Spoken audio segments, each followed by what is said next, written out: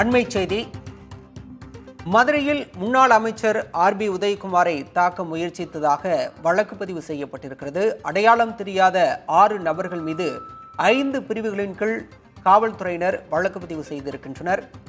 உசிலம்பட்டி அருகே தனது ஆதரவாளர்களுடன் ஆர்பி உதயகுமார் சென்றபோது அவருடைய வாகனங்கள் மீது தாக்குதல் நடத்தியதாகவும் இதில் காயமடைந்த சிலர் மருத்துவமனையில் அனுமதிக்கப்பட்டதாகவும் செய்திகள் வெளியாகின.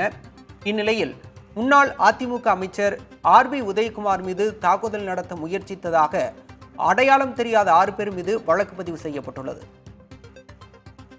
விவரங்களோடு செய்தியாளர் பிரேம்குமார் இணைந்திருக்கிறார்.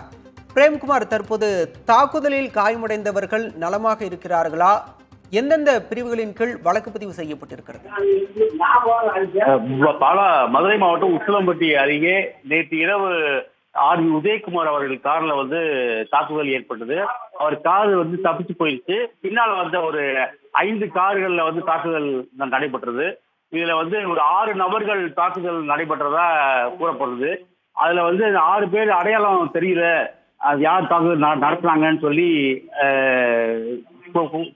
கூறப்படுகிறது. இதுல சேடப்பட்டி காவல் நிலையத்துல அதிமுக நிர்வாகி, அந்த காயமடைந்த அதிமுக நிர்வாகி தினேஷ்குமார் அளித்த புகாரின் பேரில் 6 நபர்கள் மீது வழக்கு பதிவு செய்யப்பட்டு விசாரணை நடைபெற்று வருகிறது.